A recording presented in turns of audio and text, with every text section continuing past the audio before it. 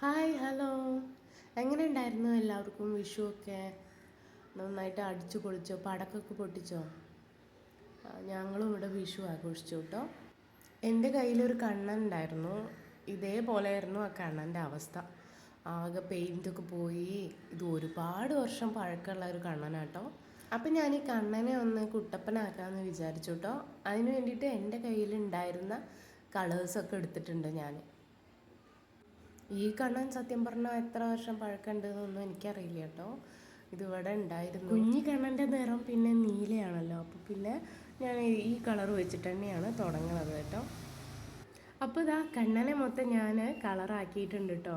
ഇനി നമുക്ക് കണ്ണൻ്റെ ഡ്രസ്സും ഓർണമെൻറ്റ്സും എല്ലാം ഒന്ന് സെറ്റ് ചെയ്ത് എടുക്കണം. ഞാൻ യൂസ് ചെയ്തിരിക്കുന്നത് നോർമൽ അക്രിലിക് പെയിൻ്റ് ആണ് കേട്ടോ. ഇത് യൂസ് ചെയ്തതിന് ശേഷം ഇതിൻ്റെ മുകളിൽ ഫസ്റ്റ് കോട്ട് വാർണിഷ് ചെയ്യേണ്ടി വരും എന്നാണ് എനിക്ക് തോന്നുന്നത്. അപ്പോഴാണ് കണ്ണൻ നിൽക്കുള്ളൂ. ഇപ്പോൾ നോക്കിയേ, ഞാൻ ഒരുവിധം കണ്ണനെ റെഡിയാക്കി എടുത്തിട്ടുണ്ട്. എങ്ങനെയുണ്ട് ഈ കണ്ണൻ്റെ രൂപമാറ്റം? അപ്പോൾ എല്ലാവർക്കും എൻ്റെ ഈ കുഞ്ഞി കണ്ണൻ്റെയും ഹൃദയം നിറഞ്ഞ വിഷു ആശംസകൾ.